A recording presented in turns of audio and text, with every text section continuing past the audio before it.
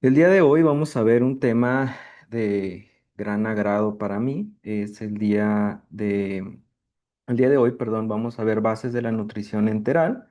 La nutrición enteral es de los soportes nutricionales más utilizados en el área hospitalaria y sobre todo en la terapia intensiva. Entonces, el día de hoy vamos a ver las bases o una probadita de lo que es este método de soporte nutricional. Espero que les agrade. Entre los objetivos que tenemos el día de hoy va a ser conocer primero las bases de la nutrición enteral, cuáles son los principios de la misma. Vamos a mostrar las ventajas y las desventajas de algunos tipos de infusión, para qué está indicado cada una o cuáles son los usos que se le da normalmente. Vamos a presentar algunos tipos de fórmulas que normalmente utilizamos en el área clínica y que están presentes o que las podemos conseguir aquí en México, porque hay unas otras que son un poco más difíciles de conseguir. Y bueno, esos son los principales objetivos. Primeramente, ¿qué es la nutrición enteral? La nutrición enteral se clasifica o se define como la provisión de nutrientes directamente al tracto gastrointestinal. Esto a través de sondas o dispositivos especializados, perdón. Va a depender de por dónde se inserte la sonda o por dónde vaya y dónde termine del nombre con el cual se le va a dar a este tipo de nutrición enteral. Hay nasogástricos, gastrostomías, y esto lo utilizamos cuando el paciente no puede acceder al 100% de sus requerimientos o a una buena parte de sus requerimientos por vía oral. Es uno de los principales soportes posteriores a los suplementos nutricionales orales que se da en pacientes con un tracto gastrointestinal funcional. Eso es una de las claves o de los puntos que tengo que hacer mucho énfasis el día de hoy, que para empezar con una nutrición enteral es necesario tener un tracto gastrointestinal funcional. Es lo primero que tenemos que preguntarnos, ¿sí? Y generalmente lo damos, como les digo, cuando no podemos dar los nutrientes por vía oral o por otra vía. ¿Quiénes son los candidatos a una nutrición enteral? Primeramente, se indica frecuentemente en pacientes con enfermedades neurológicas, tanto reversibles como no reversibles, pacientes postoperados de cáncer de cabeza o cuello, pacientes con una desnutrición instaurada o cualquier situación en donde no sea posible nutrirse por vía oral, siempre y cuando el tracto gastrointestinal sea Cuando el funcional. tracto gastrointestinal sea funcional. La desnutrición, no La todos los pacientes con desnutrición, no todos los pacientes con desnutrición van a tener la necesidad de nutrición enteral. De hecho, no es la primer vía o la primer opción que se les da a pacientes con desnutrición. Lo primero que se da son suplementos nutricionales orales. Ya en ciertas situaciones, de ahorita vamos a ver que se tiene que evaluar el riesgo o beneficio de empezar con una nutrición enteral, pero es una de las situaciones en donde se puede instaurar una nutrición enteral. Donde no podemos dar nutrición enteral o está completamente contraindicada, en coagulopatías no corregibles, obstrucción intestinal, siempre que esté obstruido el intestino no podemos darlo, peritonitis o pacientes inestables hemodinámicamente o con altas dosis de vasopresores o cualquier situación en donde no sea posible utilizar un acceso intestinal, es decir, que no podamos utilizar la vía gástrica. ¿Cuáles son las consideraciones? Y estas consideraciones van un poco más a pacientes que están en cuidados paliativos. Siempre hay que considerar los beneficios, que los beneficios sean mayores para empezar con una nutrición enteral.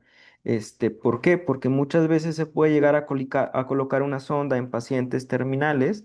Entonces sí tenemos que ver muy objetivamente ahí, en compañía de algunos médicos o de incluso de bioética, para ver si es prudente colocar un acceso intestinal en un paciente.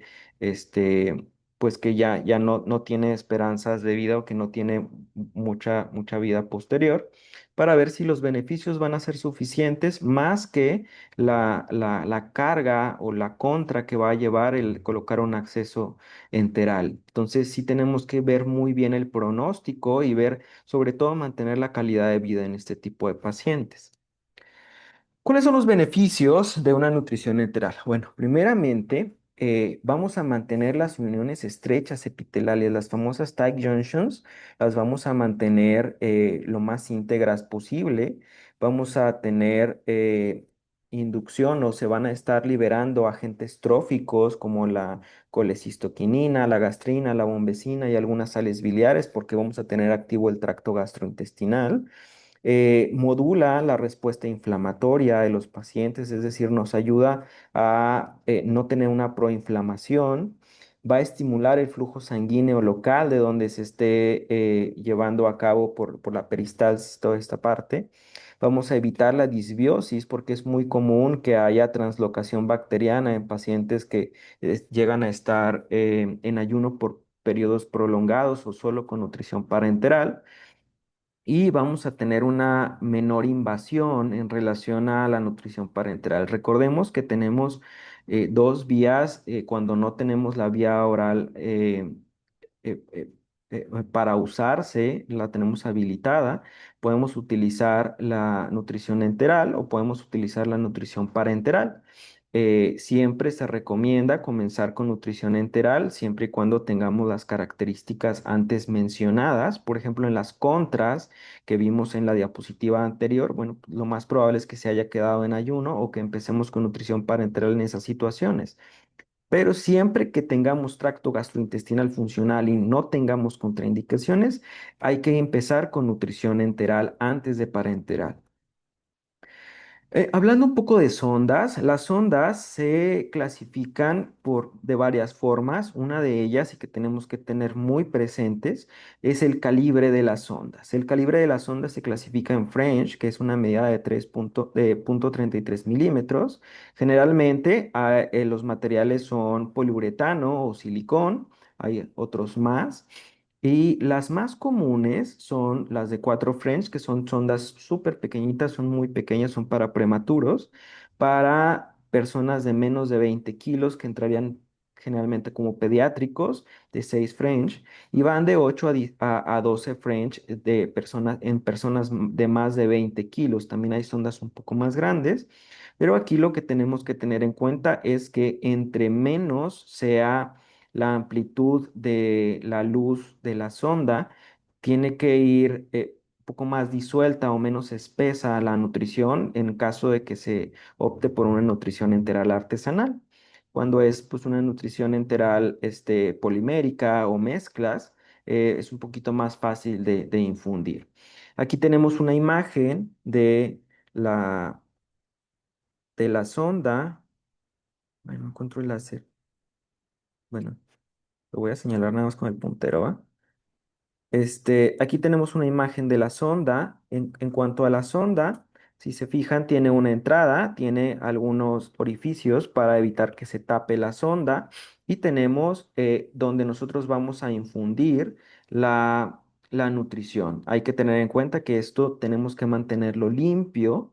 ¿Por qué? Porque si infundimos nutrición y luego no se lleva a cabo una limpieza correcta, lo más probable es que se tape la sonda o tienda a envejecer prematuramente. Ahorita vamos a ver un poco sobre esto. Hablando de la colocación de las ondas, las primeras ondas que vamos a ver van a ser las ondas denominadas temporales. Todas son temporales, pero estas son por tiempos pequeños, de 4 a 6 semanas hasta 3 meses máximo. Hay sondas que no me duran tanto, dependiendo del material y de la calidad de la sonda. Estas vías son naso u orogástricas, que son sondas, como les comentaba, temporales. Es cuando tenemos previsto que el paciente va a comer o va a restaurar su ingesta normal en un tiempo corto. Estas pueden ir o pueden terminar ya sea en el estómago, que sería una nasogástrica, u orogástrica o terminar en intestino posterior al estómago, que sería cuando tendríamos una nasoyeyuno, una oroyeyuno, pero va dependiendo de las características del paciente. Recuerden, la primer parte del nombre es donde inicia o por donde se inserta la sonda y la última parte es donde termina o donde va a estar la sección distal de la sonda. Y cuando tenemos pensado que el paciente no va a comer o no va a restaurar su ingesta normal por más de 3 meses, o que ya no vamos a restaurar la ingesta oral, generalmente se opta por una nutrición enteral permanente o por sondas permanentes, que tampoco son permanentes, pero me duran más tiempo, me duran más de 3 meses, y esto es por medio de una ostomía.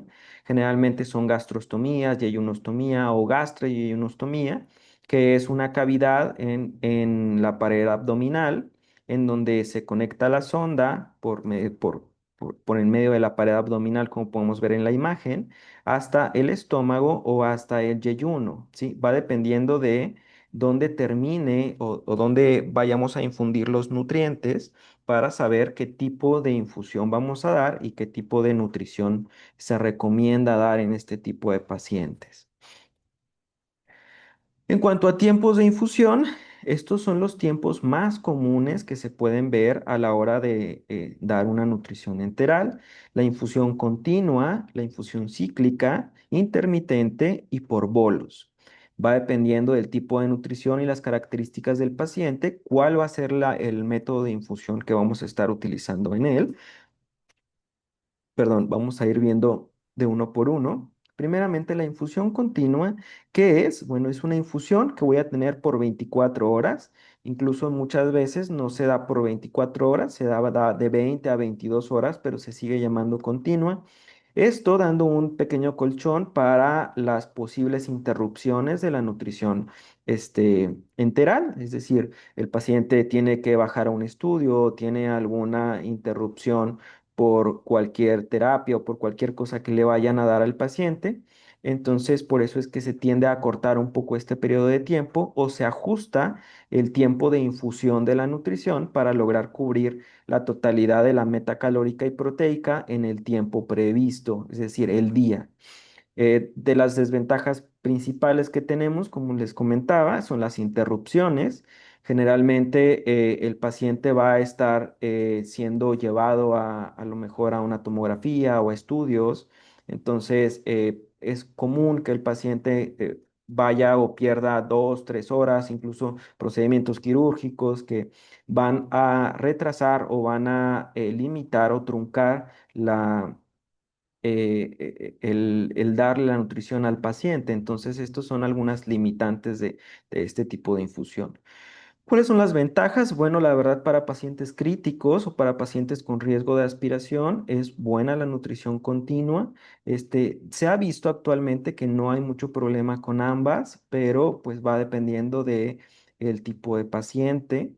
Y pues únicamente es esto, es una infusión por 24 horas a un acceso gástrico, es decir, a estómago o a intestinos. Posterior está la cíclica, que como podemos ver en el relojito, me habla de un periodo de tiempo un poco menor, es decir, el paciente va a tener menos tiempo con la nutrición. Estas son generalmente menos de 24 horas. Esto me va a dar libertad a que el paciente pueda hacer actividades durante el día, ¿sí? Porque generalmente se puede infundir la nutrición por la noche y esto me va a estimular al paciente si es que tenemos la posibilidad de ingesta oral o estar estimulando, a que tenga apetito para poder comer, porque si estamos infundiendo constantemente nutrición, en muchas ocasiones no hay un apetito, el paciente se siente lleno, por lo que no va a poder tener una ingesta oral adecuada. De las desventajas, bueno, siempre que metamos más volumen en un menor tiempo, la desventaja principal va a ser una intolerancia por el aumento de volumen. Es común, generalmente con la cíclica, como todavía son varias horas, son muchas horas las que se da, no debe haber mayor problema. En cuanto a la nutrición intermitente, como podemos ver, es un poquito más fisiológica, es el tercer reloj que vemos por ahí. Esa se utiliza mucho cuando damos nutrición artesanal.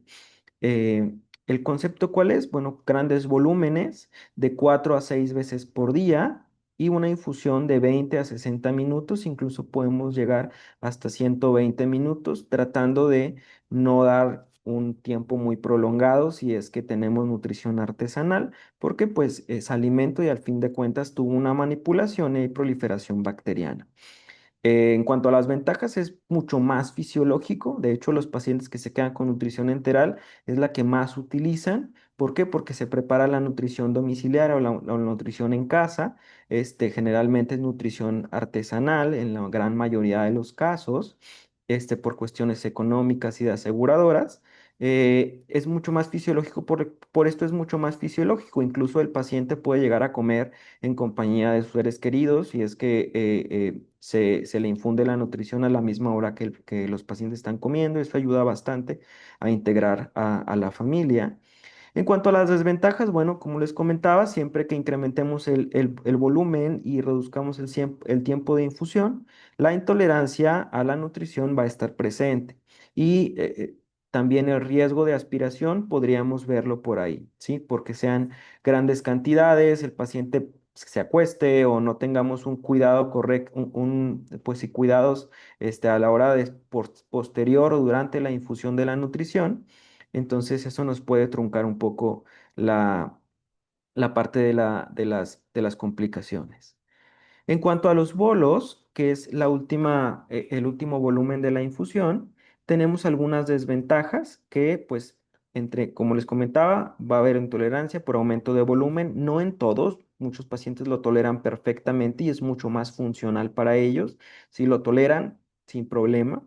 El riesgo de aspiración o la aparición de diarrea también pueden verse por ahí inmersos, sobre todo cuando tenemos fórmulas poliméricas que tengan una gran densidad calórica o gran osmolaridad. Está la diarrea osmótica. No es la primera, siempre que hay diarrea, no es la primera cosa que se tiene que descartar, pero sí no hay que interrumpir la nutrición enteral cuando hay diarrea. El concepto que es grandes volúmenes de 3 a 6 veces por día, igual, pero aquí el tiempo de infusión es mucho más corto, va de 4 a 10 minutos, es decir, se mete generalmente por jeringas, son jeringazos de nutrición. Cuando no son volúmenes grandes no hay mayor problema. De hecho, ¿quién no ha tomado un vaso de 400, 300 mililitros de agua o de yogurt o de batido? Muy rápido, en menos de 4 minutos. Es prácticamente lo mismo, solo que dependiendo de la situación del paciente, pues puede verse mermada el vaciamiento gástrico o la digestión, o puede ser un poco más agresivo. Por eso es que siempre se menciona la intolerancia por el incremento de volumen. ¿Cuáles son las ventajas? Bueno, es muchísimo más fisiológico, ¿sí? Es decir, nada más llegamos, infundimos la nutrición y el paciente prácticamente tiene toda la tarde, todo el día libre, o sea, no hay mucho problema. A diferencia de la nutrición cíclica, que pues tiene que estar conectada a una bomba de infusión o a la nutrición enteral por gravedad, pues todo el día, ¿sí? Esto generalmente está en pacientes de terapia intensiva, que es los que menos se tienden a mover. Y aquí vamos a entrar a un poco de controversia, porque ¿qué es mejor, la nutrición entera artesanal o los suplementos nutricionales orales? Aquí vamos a ver hay pros, hay contras. Realmente la nutrición entera artesanal no está contraindicada, pero tienen sus pros y sus contras. La estandarizada, que son los suplementos nutricionales orales, bueno, pues tenemos una cantidad de nutrientes igual en cada uno de los frasquitos, es decir, tengo un frasquito de nutrición y otro igual, van a tener la misma cantidad de nutrientes, van a tener la misma cantidad de vitaminas, la misma cantidad de proteínas. Entonces eso me va a ayudar muchísimo al control, a un muy buen control de la nutrición que le estoy infundiendo al paciente. Eh, Tenemos riesgo bajo de contaminación en presentaciones selladas. Tenemos pocas presentaciones selladas aquí en México. Recientemente tenemos la aparición de formulaciones nuevas selladas que no teníamos anteriormente. En otros países ya llevan varios años teniendo presentaciones selladas, pero aquí son bastante nuevas. Un mayor costo y pocas aseguradoras pueden cubrirnos un soporte nutricional en pacientes, entonces también eso tenemos que cuidarlo. En cuanto a las artesanales, bueno, pues tenemos una variabilidad en cuanto a los nutrientes, es decir, eh, pues sí tenemos un estimado bastante bueno, pero siempre va a haber una variación en cuanto a la preparación, incluso aunque la preparación sea la misma, pues no son los mismos nutrientes de una manzana que de otra, va a haber alguna variable. Entonces, además tenemos la parte de la desnaturalización de los nutrientes por la manipulación de los alimentos o por los cambios físicos que pueda llegar a tener los alimentos. También tenemos esta parte. Tenemos un riesgo alto de contaminación, tanto en la preparación como en la infusión, es decir, pues aparte de que tengamos todas las condiciones de asepsia, pues no es una toma estéril. Entonces, tanto la sonda, tanto quien vaya a preparar la nutrición, los tiempos de infusión, los tiempos o la línea de frío que se debe llevar en este tipo de nutriciones, pues tenemos que cuidarlo mucho porque incrementamos el riesgo de tener alguna infección o alguna gastroenteritis por contaminación por bacterias o por cualquier contaminación que pueda llegar a tener la nutrición. Esta, la gran ventaja es que son bajos costos. Ahí no dependemos de una aseguradora, ni mucho menos. Entonces, los costos de esta nutrición son bastante bajos, se pueden preparar en casa, son fáciles de llevar a cabo. Entonces, tenemos pros y contras, va dependiendo mucho de la situación del paciente o la situación del caso, qué nutrición sea mejor, cuál sea la mejor opción. En los estudios se ha visto que pues son muy similares, o sea, no hay cambios o no hay un diferenciador muy marcado, entonces pueden llevar a cabo ambas, no hay problema, ya hay algunos criterios para la manipulación de las nutriciones artesanales, entonces pues no hay mayor problema por esto. Cuando hablamos de nutrición artesanal, tenemos que reconocer las principales fuentes de los principales macronutrientes, que principalmente vamos a tener a los hidratos de carbono, y estos son algunas de las opciones que podemos dar en estos pacientes. Las fuentes de proteína pueden ser cárnicos, huevo, leche, yogur, pescado sin hueso, caseinato, tal cual añadido como un suplemento.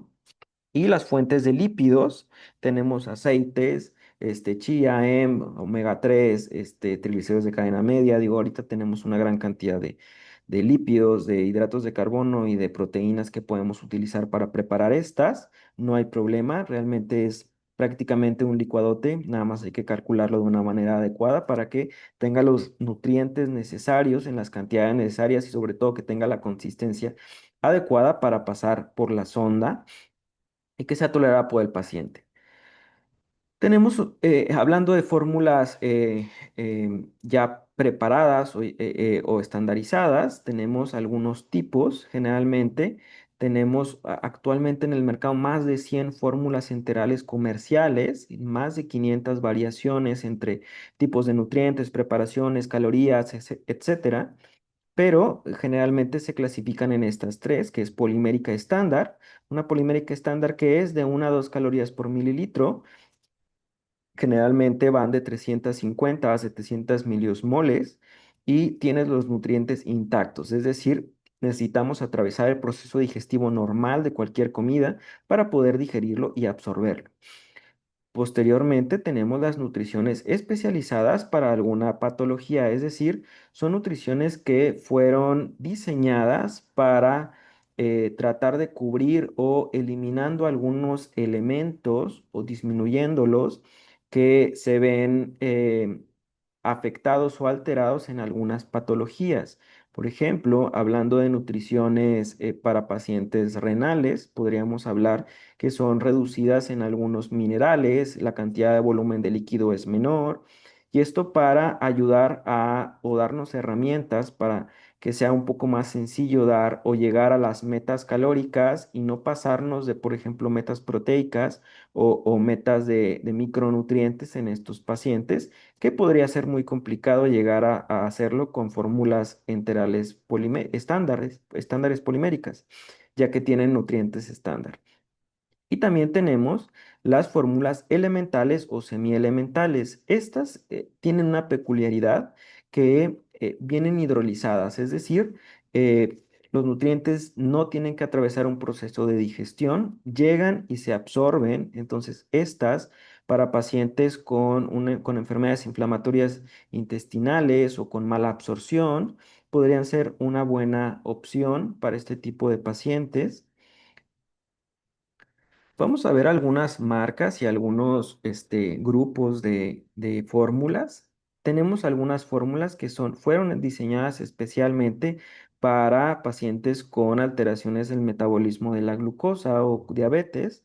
Estas tienden la característica de que son bajas en hidratos de carbono, tienen de 20 a 29 gramos de hidratos de carbono a grandes rasgos. Habrá cuales tengan un poco más, un poco menos, pero generalmente es el estándar que cumplen.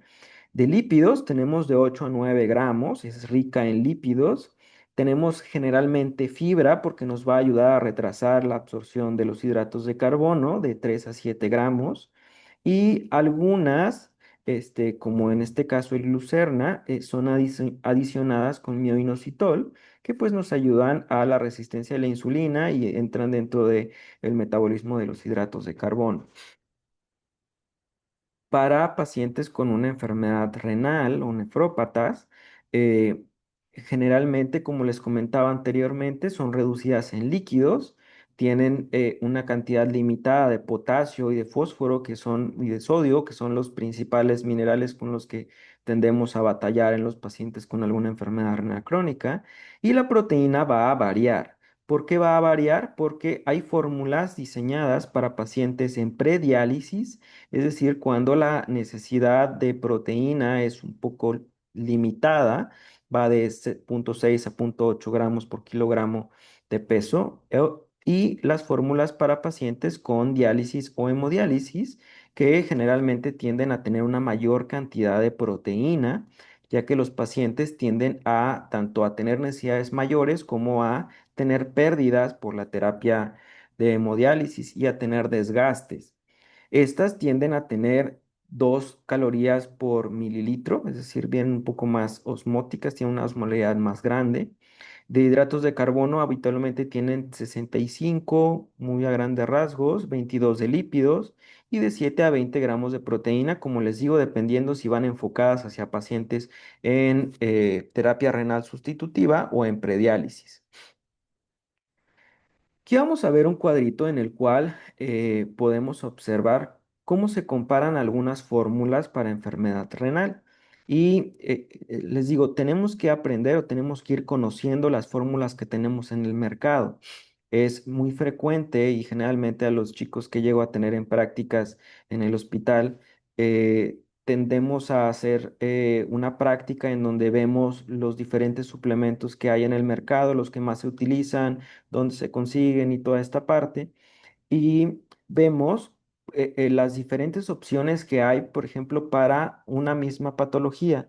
Estos 3 suplementos están indicados, se recomiendan en pacientes nefrópatas con una enfermedad renal, perdón, con una terapia renal sustitutiva, ya que tienen una gran cantidad de proteínas. Y si se fijan, a pesar de que van para el mismo paciente, tienen diferencias puntuales. Por ejemplo, si buscáramos una fórmula con un poco más de fibra, si se fijan en la fibra, tenemos diferencias abismales, teniendo al Enterex RNL sin nada de fibra, al Nepro HP con 3 gramos y al Fresuport con 13,4 gramos. Entonces, si se fijan, hay grandes variantes, a pesar de que van para el mismo paciente, siempre es importante conocer las diferentes presentaciones o marcas que tenemos de la misma para saber cuál es un poco más, sería mejor darla para el paciente. También podríamos ver, si se fijan en proteína es prácticamente lo mismo, pero en la cantidad de calorías, O, por ejemplo, aquí no viene la presentación que vienen, todos vienen líquidos exceptuando el Fresuport, que es polvo. El polvo incluso lo podemos combinar con alimentos sólidos, es decir, un puré, papillas para una disfagia. Entonces tenemos que ir conociendo y empapándonos con las marcas que tengamos a la mano o que tengamos cerca de donde vivimos para, digo, es muy común que cuando llegamos a entrar a congresos internacionales, toda esta parte, nos mencionan algunos suplementos o algunas cosas que no están disponibles tal vez en nuestra ciudad o en nuestro país. Entonces hay que conocer lo que tenemos a la mano para ir sabiendo modularlo. Tenemos fórmulas para paciente con una enfermedad hepática, con cirrosis hepática. Se ha visto que no se recomiendan de primera instancia meterlos en una hepatopatía, pero cuando llega a haber encefalopatía hepática, pues son un gran aliado cuando hay desnutriciones y no hay una buena ingesta, un apetito adecuado. Esta pues tiene una cantidad de proteína moderada, tenemos una baja cantidad de aminoácidos aromáticos, una mayor cantidad de aminoácidos ramificados, que es lo que se busca en los pacientes cuando llegan a hacer encefalopatía hepática. Tenemos 500 calorías por cada uno de los sobres, tenemos 18 gramos de proteína, 71 gramos de hidratos de carbono y 15 de lípidos. ¿Cuál es la característica de esta fórmula? Digo, dice sabor vainilla, pero la verdad es que la consistencia y el sabor no son tan agradables. Habría que ver con qué se puede llegar a modificar un poquito el sabor. O yo siempre les sugiero este tipo de fórmulas y las elementales, pasarlas por sonda, porque tienden a ser un poco más agradables. Fórmulas oncológicas, hay algunas fórmulas que van diseñadas especialmente para pacientes oncológicos, otras que las podemos utilizar en pacientes oncológicos. Esto por las características que tienden a tener. Estas generalmente tienden a tener 300 calorías o un poquito más.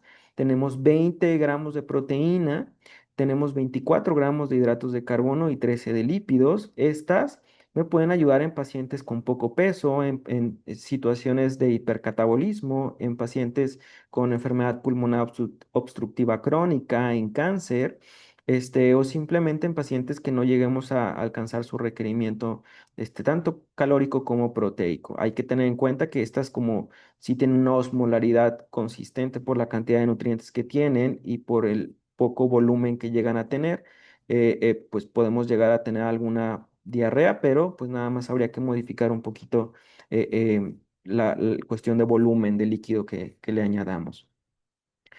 En cuanto a las fórmulas hipercalóricas, también tenemos pues una gran variedad. Si se fijan, aquí podemos ver eh, lo que llegan a tener más o lo que llegamos a tener más identificado es que el paciente que tiende a no comer o estar hipercatabólico, digo, Ensure, al menos aquí en la ciudad está muy bien posicionado. Pero si se fijan, si vemos el costo-beneficio, pues Ensure no tiene una gran cantidad de proteína. Digo, hay la misma línea de Abbott, tenemos otras opciones mucho mejores. Por ejemplo, Ensure Clinical ya tiene un poquito más de proteína. Ensure Critical Care también ya tiene mucha más proteína. Y es solo conocer esto, no es solo dar una fórmula polimérica cuando vemos que el paciente está hipercatabólico, no está comiendo o tiene necesidades proteicas incrementadas. Es saber cuál fórmula es la que más le conviene a mi paciente. Tenemos las fórmulas elementales, como les comentaba, al completar 5 sobres de la fórmula Alitrac, tenemos el 100% del RDA de vitaminas y minerales del paciente, entonces no hay mayor problema. Cada sobre tenemos 15,8 gramos de proteína y 2,5 gramos de nitrógeno. Estas, como les comentaba, en situaciones de mala absorción, en situaciones donde queremos que se absorba lo más rápido posible o no hay una absorción adecuada, hay inflamación, podemos utilizarlas, ya que pues solo llegan y se absorben, o cuando hay alteraciones en la digestión también los podemos utilizar. Cuando no llegamos a completar la nutrición de los pacientes, ¿qué podemos utilizar? La verdad es que ahorita ya hay una gran cantidad de módulos. nutricionales, es decir, cuando nos tiende a faltar proteína, nos tiende a faltar carbohidratos o grasas, podemos añadir un módulo como pueden ser el caseinato de calcio, como puede ser los carbohidratos, como puede ser los triglicéridos de cadena media o glutamina tal cual, la podemos añadir a nuestra formulación tanto artesanal como nuestra mezcla. Y bueno, como generalmente la nutrición enteral, donde más se tiende a dar, no es exclusiva, pero donde más se tiende a dar en el entorno hospitalario es en la terapia intensiva. Claro, también va a haber pacientes en piso que tengan nutrición enteral, pero lo más común es que los pacientes de terapia intensiva tengan algún soporte nutricional. Salieron estas 9 recomendaciones para dar la nutrición enteral en pacientes críticos y pues ahí mencionan algunas cosas que me gustaría hacer énfasis en un par de ellas. Primero, siempre es necesario, si el paciente no tiene contraindicación y no puede comer por vía oral, hay que iniciar nutrición enteral al entrar a la terapia intensiva, ¿sí? Lo más pronto que sea posible siempre y cuando tengamos, esto es importante, ambas, tanto la nutrición intermitente como la continua, son apropiadas en los pacientes de terapia intensiva. Ahí nada más habría que ver la tolerancia del paciente a grandes volúmenes si es que se quiere dar una infusión por bolos. Eh, este, Otra de las cosas que tenemos que cuidar es y ya tiene un par de años que no se recomienda tal cual estar verificando el volumen residual gástrico para decir si el paciente puede o no continuar con la nutrición. Más bien serían monitorear síntomas como los movimientos intestinales, como náuseas, como vómito, pero el continuo monitoreo del volumen residual gástrico pues no es un indicador adecuado. Otra de las cosas que me llama mucho la atención es que en ocasiones, por la posición en donde como está el paciente, cuando está pronado, no se inicia la nutrición, pero se puede iniciar sin problema. Es totalmente adecuado iniciar incluso en pacientes pronados la nutrición siempre y cuando vayamos de la mano con nuestro internista, cuando ya tengamos una cantidad moderada de vasopresores, ya podemos iniciar una nutrición enteral. Esto generalmente pues lo vemos de la mano con con el médico de la terapia intensiva. Y pues siempre se recomienda estar vigilando la nutrición enteral. Entonces, son de las cosas que a lo mejor muchas veces se nos pasan desapercibidas y ya nos dan estas recomendaciones tal cuales podemos estar siguiendo para los pacientes críticos. También hay algunas complicaciones que tienden a darse, tanto las complicaciones de la vía, estas complicaciones van un poquito más enfocadas al personal de enfermería, porque es la presencia de alguna fuga, de alguna obstrucción, de que se mueva la, nut- la, la vía de nutrición, o sea, que el tubo se llegue a mover o verificar que esté en la posición correcta, o pues infecciones tal cual. Estas generalmente el nutriólogo no tiende a verlas tan frecuentemente, esto generalmente lo ve el médico o lo ve el personal de enfermería, pero están ahí, hay que conocerlas, hay que saberlas. Las que sí son mucho más frecuentes que tengamos contacto son estas, es decir, cuando hay una intolerancia gástrica o cuando generalmente se llega a, este, a infundir la nutrición y no está posicionado en una forma adecuada, el riesgo de aspiración incrementa mucho. Recordemos que siempre tenemos que tener al paciente sentado.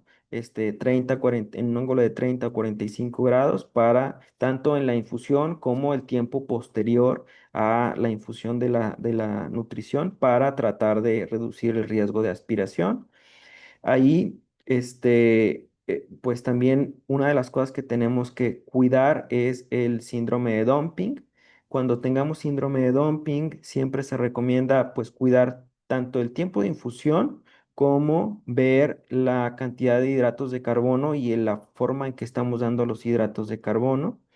La contaminación bacteriana, bueno, es bastante común. Hay que cuidar la asepsia tanto, sobre todo en nutriciones artesanales, en nutriciones enterales ya previamente preparadas. Bueno, no hay tanto problema, sobre todo si son selladas. Nada más habría que cuidar cuando se instaure la nutrición. Y bueno, algo muy importante es el síndrome de realimentación. Cuando tengamos riesgo, se recomienda empezar una suplementación de 100 miligramos de tiamina al iniciar la nutrición y bueno, estar checando sus niveles de electrolitos y de tiamina, si es posible, séricos, para ver si es que me llega a tener un síndrome de realimentación o no, o reducir el riesgo del mismo. Limitar la ingesta de calorías con la cual se inicia. Generalmente va de 10 a 20 calorías las primeras 24 horas y luego vamos incrementando de un tercio en un tercio cada 1 o 2 días, dependiendo de cómo vayamos viendo que va fósforo y minerales. Bueno, en conclusión, la nutrición enteral, como pudimos ver, es una gran opción para pacientes que pues no tienen una nutrición enteral, una nutrición oral adecuada o que en su condición clínica no permite que el paciente esté comiendo por vía oral, ya sea por una disfagia o por alguna alteración. Siempre y cuando tengamos un buen cálculo y una preparación de dietas enterales artesanales, no debe haber gran problema y puede ahorrar grandes cantidades de dinero a pacientes, sobre todo cuando están en la parte privada y no tenemos la ayuda de algún seguro. Y pues actualmente tenemos, el nutriólogo clínico tiene una gran cantidad de elementos para enriquecer la nutrición enteral que pues son de gran ayuda para facilitar los requerimientos tanto proteicos como calóricos a la hora de hacer un cálculo de nutrición enteral y pues estar cuidando tanto el volumen que se le da y todo esto. Ahí podemos hacer algunos malabares con las nutriciones que tenemos a la mano para poder llegar a la cantidad de calorías y de proteína que se buscan. Y pues sin más por el momento, pues muchísimas gracias